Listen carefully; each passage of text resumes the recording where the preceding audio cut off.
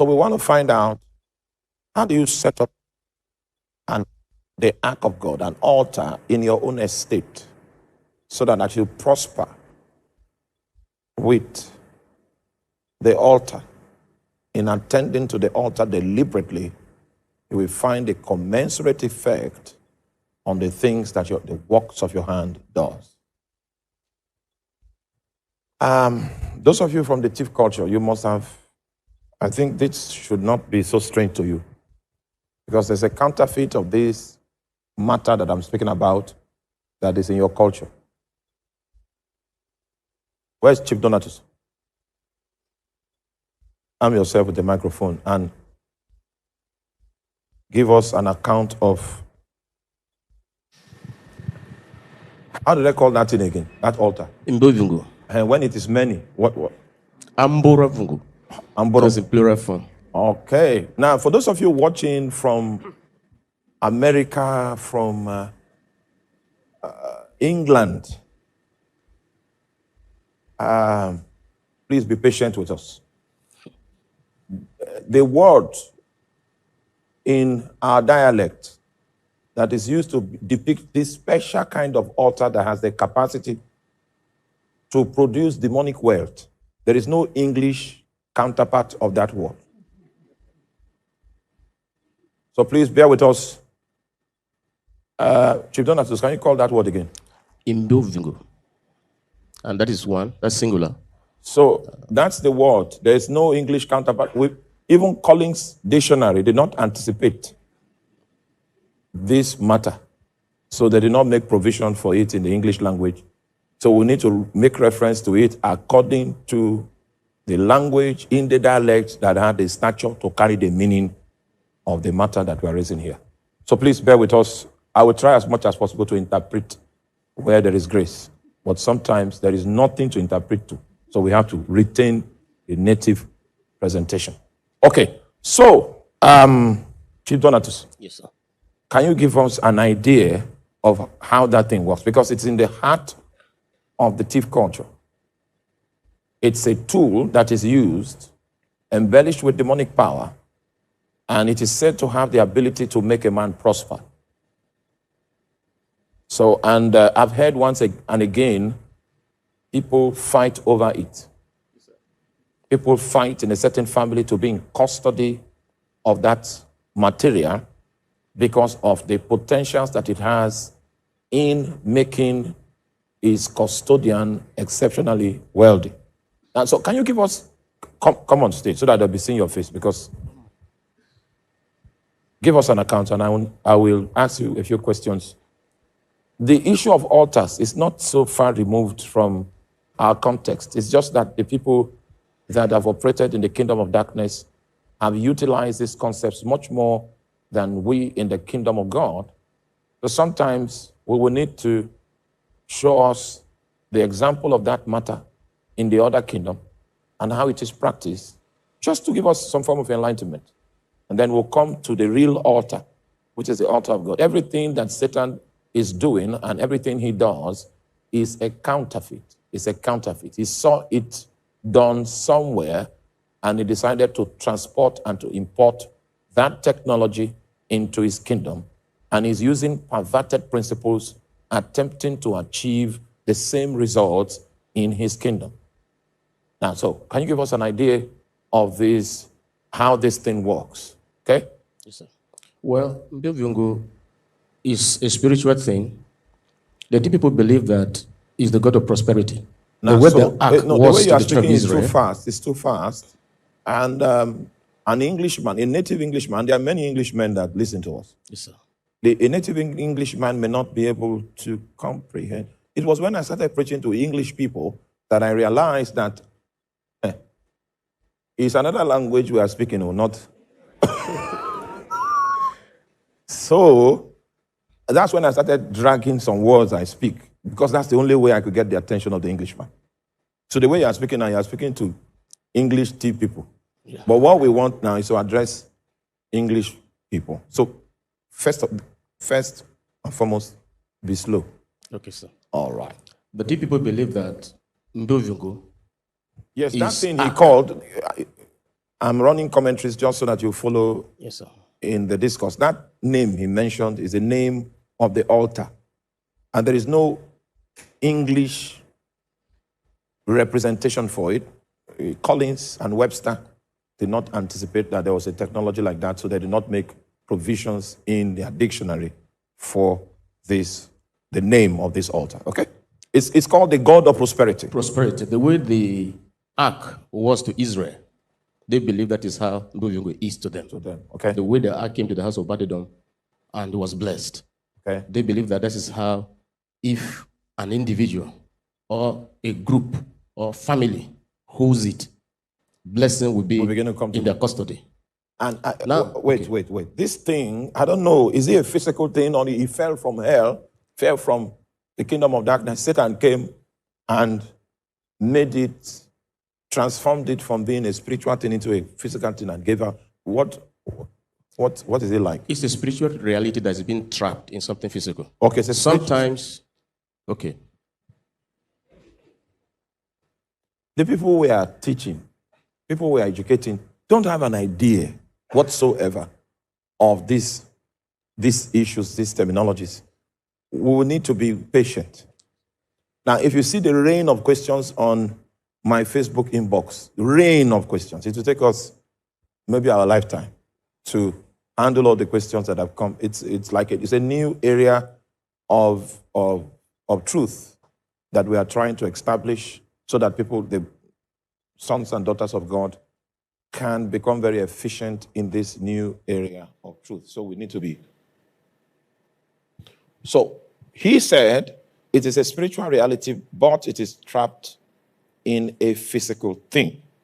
Now, those of you that are watching online, you may have heard of an idol before. An idol. An idol can be made of wood. An idol can be made of mud. Some idols are made of stone, depending on the prescription of the spirit being that is giving you insight into what is required in order to trap its dimensions down. Are you there? Okay. Now, I want to show you how it looks like. Can you transmit this picture to, where's Philip? Okay. Transmit the picture to Pastor Dan, and Pastor Dan is going to transmit it to the media people, and they will give us a picture of the kind of thing he's talking about. Please be patient with us. I know you are aware of these things, but I just realized when I checked the number of people that view our meetings, it's so much. So we need to be giving attention to the people that are online. And most time, when we carry on with in our own way, we don't really reach them out there. All right, so once upon a time, I was in the city of Zaria ministering, and I met this young man, and the young man came for counseling. And he told me where he's from, a certain state in Nigeria, and he told me that he was in a very remote area, and he was going to fetch water from the stream. I know those of you in the United Kingdom don't know what a stream is. It's a small body of water that flows, all right? And that's where our villages drink from. There's no pipe-bomb water. There's no borehole systems. They drink directly from the open stream. You must have discovered why we are very healthy. It's because we've been exposed to all kinds of germs, and the germs are now at home with our body. Okay? So, because the other day, my friend came from the United States to Ghana, and he could not drink bottled water. That the bottled water was reacting with his stomach. That there was only one type of bottled water in Ghana he could drink. That's the Voltic bottled water. That was the only type of bottled water. Hallelujah. I don't want to comment on that, but I'm just telling you that God has blessed us, okay? So this guy went to the stream to fetch water, and then a spirit leaped out of the stream and suspended in the air and told him that, you see, we've been looking for you. We want to give you wisdom. Are you interested in our wisdom? I said, oh, yeah, I'm interested. I'm interested. So they now gave him 3 alligator pepper to eat. And the reason why they gave him alligator pepper, sorry, those of you online, you may not know, there's one type of pepper. that you don't find in the stores in the United Kingdom, in London. You don't find them in Cardiff. You don't find them in New York. You find them in Wurukum. So the next time when you show up for IEC, ask someone to get you a sample of alligator peppers. It's strange kind of peppers. And meanwhile, don't try it out. the Lord gives you understand. So they gave the guy alligator pepper to eat. And the reason why they gave him the pepper to eat was because he was in the flesh. They wanted him to ascend. It's just like, they need him high. So, and the pepper could do that as fast as possible. You can also achieve that with taking alcohol. You can ascend into the frequencies of darkness. Those songs that people that are drunk sing, they're actually hearing it. The guys are actually hearing those songs. So it's not as if they're just singing out of nowhere. No, somebody is dictating a tune. The song may not have any relationship with the treble or the bass clef, but the song exists and is being dictated to them, and they are finding expression in the midst of that song. So they gave him the pepper, and he went high in the spirit. So they began to dictate to him how to set up a shrine. And the technology they gave him is the kind of technology that mirrors the dimension, the realm in which those spirits are found in the spirit realm. So when you can mirror that dimension in the natural realm, you can actually trap those spirits into that place where the shrine is. So when Chief said the thing is a spiritual reality, and they found a technology to trap it in a physical material. Now, so when you see an idol, are you there? The spirit is not always in that idol 24 hours a day. The spirit only comes into that idol. That idol is the technology I'm talking about. And it's built to capture the dimension that the spirit operates. So the spirit can be trapped in it. Okay? So when they do incantations and do enchantments, the enchantments mean to give instruction to demons. So when they do enchantments, the demons now are trapped in those vessels that are designed to contain them. Are you there? I know it's on the screen. Just walk with me for now. Okay? So those things, they are, depending on the spirit, the vessels that can trap them are different. Most of you don't know the dwarf spirits. Most of you don't know that. You don't know the lexicon of spirits. And today is not the day for that. But there are containers that are used to trap dwarf spirits. Dwarf spirits are the most vicious messenger spirits.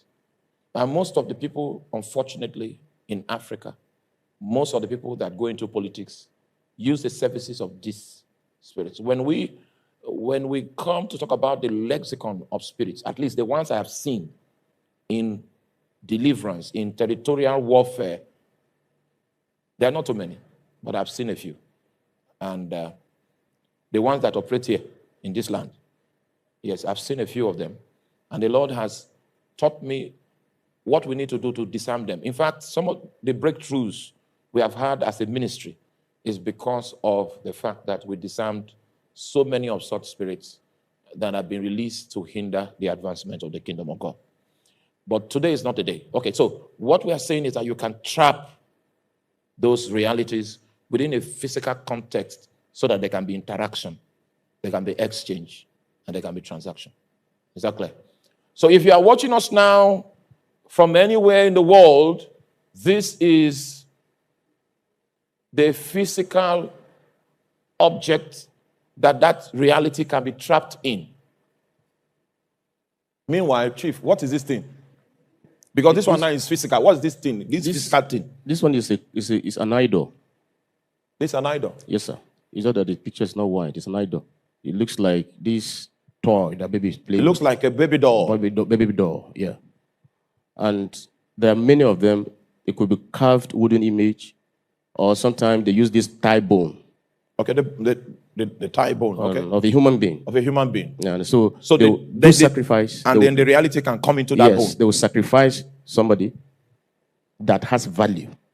The effect of... So listen. They'll sacrifice somebody that has value, not just somebody walking around the streets. No. Then they just catch the person and kill. No. The person is promising, he has a bright destiny. They have seen that if they allow him be, he will turn out to be a great person. So they sacrifice that person, and then they use the blood, they pour it, and it's activated. They pour it on this idol. Yes, and it's then activated. The reality within it accepts that offering. Then it is activated. And what will be the consequence? From that moment, an ordinary person eye cannot see it. This one, the way we're seeing is because the powers have been deactivated. That's why you can see it. All right. So the reason why we can see this one right here, right now, is because it's not yet been activated. The moment it becomes activated, it is invincible. Is that what you're saying? Yes, sir. Oh, my. Now, so the next question I have for you, because I believe 1,001 people in our audience will be asking the same question. How did they discover this technology? Because it's not in our physics textbooks, it's not in the chemistry textbook. The two people believe that this came from the Tuluk tradition. I don't know how true it is, but it's a foreign. It means that the Tuluk people are more advanced in this technology. Who is an Etulo man here? Etulo? I don't know whether that's true, but I heard it came from. Pastor Ephraim, what do you know about these things? Because they said they imported it from among your people.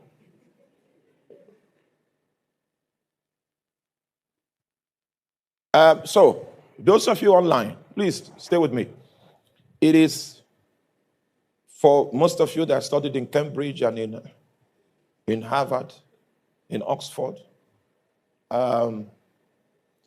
you are not likely to believe what we are sharing right now, but you are a victim of it, even though you are. In fact, satanic power is more effective when you are absolutely ignorant of his presence and his potency. That's the easiest way to be a perpetual victim. Your life will be shaped by it, and you'll be unaware, and the life of your children, and it keeps going on until someone that is knowledgeable in the way of priesthood arises and sets up an altar that has the capacity to contend with the altar of the devil. Now, so, Pastor Ephraim, yes, sir. What do you know about, they said this thing came from a Tulo land. Not really from the information I have from my father, who is from the other generation. He told me that it came from the Cross-Riverian, the people that the thief called Udam. I'm seeing a lady from Cross River. Yes, she's already... Yes. We got lady, it from stand up, lady. Okay. Yes, I know. The way you reacted, I know you are from Cross River. So he told me it has been imported by the T people from the Udam, which is Cross Rivers. But the Tulo people also got it from the T people. Okay. It seems that every ethnic extraction is denying the source of this. So this thing you see here is not a small thing. This thing is not a small thing. This thing you see. Okay. Sister from Cross River, do you know anything about this? Which part of Cross River are you from? Do you know anything about this technology? Okay. The one I know is not really about prosperity. It's not prosperous. Okay, it doesn't prosper people. No, but so what does it do? It's just giving to a family to be powerful. Like they're just powerful over every other person. Powerful in what sense? Powerful politically, powerful intellectually, powerful financially? Not financially. It's just, it shows you have power. You are not, see, the product of an altar is not an illusion. When an altar is brought into a matter, there are practical solutions that you see on the ground. It's not an illusion. When you say power, what are you talking about? Yeah. She's not experienced. So the definition she's giving to this, because you'll be powerful. You'll be powerful. Yes. Politically, if you contest, there are 7 corridors of power. Yes. There's intellectual power. There's financial power. There's political power. There's spiritual power. Are you there? Me, I have spiritual power. Huh? And it goes on like that. 7 corridors of power. And what you are saying doesn't suit any of these corridors. This particular one, they are the ones that are made the chief of the community. Is that not political power? Okay. Political power. If you are the chief of the community, do you need more money? You just come up with a policy and say, all of you, bring money. It depends on what you're looking for. Okay, it depends on what you're looking for. Yes, if you're looking for money will come. If you're looking for politics, okay, yes, I understand what positions in politics. Power. Yes. Yes. What's your name? Virginia. Virginia, all right. So you can turn in the microphone. So you were giving us a very deep. They believe, so when it is serviced, it disappears. It disappears. And it only appears when they want to kill. What do you mean by that? To kill. For instance, if they want to kill somebody and the person is not available, okay, or maybe the person who wants to kill is having some level of compassion for the person, thing, yes, they want to lure you to come in. Maybe they'll send you, go to so and so place, open so and so bag, and pick something there, and then bring for me. And as you get there, the thing will appear, and then it snaps you. As it snaps to a picture, there's nothing. I only know of 2 people that escape that. Okay, wait. I mean, brethren. I'm not talking about unbelievers. We're already confused. Just like Satan carries a Canon camera snapping people. Yes. we have seen the original Canon. Yes, sir. So it takes your picture. Takes your picture. Oh, that's when he begins to look for how to kill you. They'll look for a way to kill you. Either by accident. Sometimes some of the accidents that happen actually is not accident. They have already killed you already. And then they'll just circumstances and situations. Just to stage manage something and then they'll call this accident. Translate and effect the thing that has already been accomplished in the realm of the spirit. Yes, sir. All right. So after this sacrifice, what are the symptoms that you begin to find? What is the effect of the sacrifice? What happened is that the sacrifice is either yearly, depending on the covenant. It's either yearly or maybe after 3 months or 4 months, somebody will go down. And it's them, just the way you were teaching the other time, they're the one to choose who should be killed. You can't just go and kill a drunkard. They prefer graduates in the midst of illiterates because that will add more credit. If you're a graduate, I heard that the value of a graduate is like 10 people put together. Okay, the value of an intellectual, the value of a graduate is like 10 novices put together. Put together, yes, sir. And once somebody is killed... I think at that point we need to say the Lord have mercy. Yes. Once the blood is poured and is activated, what happens is that they make a incantation and they choose one person from the family that will be very powerful. So the impact, every other person, yes, the impact of all of that ritual that is done will be channeled in the life of one person. And you'll be very prosperous. It happens just like the ark in Obed-Edom's house. Within a short period of time. That's the aspect that I want us to really dig into. Yes, sir. How that man becomes prosperous. The spiritual power to empower him to prosper has been released. Yes, sir. Now, does he just sit at home and prosper? No. He must be doing something. He must be doing something. Even if his granite is selling. Even if his granite is selling, he will prosper and become big. Governors will be coming there to buy. Yes. I'm just trying to open your eyes to see when we say you have set up an altar.